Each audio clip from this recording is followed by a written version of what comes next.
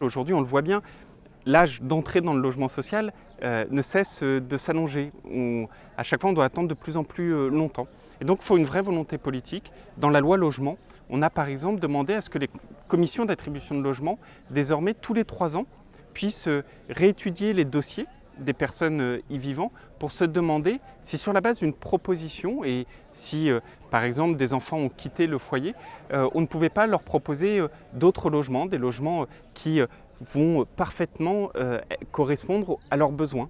Si vos enfants partent de votre domicile, évidemment vous pourriez, si le loyer est moins cher, peut-être accepter une proposition d'un logement un peu plus petit répondant à vos besoins. Et ça permettrait aussi de renforcer la dynamique et de permettre à des personnes plus jeunes de rentrer dans le logement social.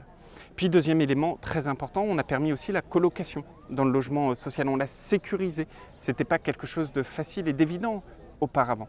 Et donc ces deux éléments, une volonté politique, mais également d'autres instruments comme la colocation, je crois que ça permet d'avancer dans le bon sens parce que le logement social, évidemment, ça doit être le logement de tous les Français, quel que soit leur âge, et pas réservé qu'à certains. Vous savez, le logement, c'est un secteur qui est discriminant pour les jeunes. Moi, c'est l'un de mes combats, c'est d'arrêter cette discrimination. Et donc, il faut construire plus de logements sociaux et que ces logements sociaux, ils puissent aussi être orientés vers les jeunes avec les indications que je vous donnais tout à l'heure.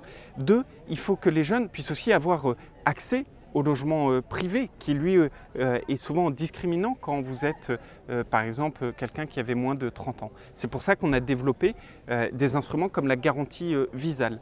Et puis 3, il faut aussi tenir compte des nouvelles aspirations et la colocation, la sous-location, d'autres formes d'habitat sont aujourd'hui plébiscitées par certaines personnes, pas par tous, mais donc il faut aussi les favoriser quand ces personnes le décident. Encore une fois, aucune fatalité dans tout ça. Le secteur du logement, il est discriminant pour les jeunes et donc c'est pour ça qu'il faut avoir cette volonté politique et ces engagements et puis cette mise en œuvre comme ce que nous faisons par exemple avec la garantie Visale qui aujourd'hui commence véritablement à décoller.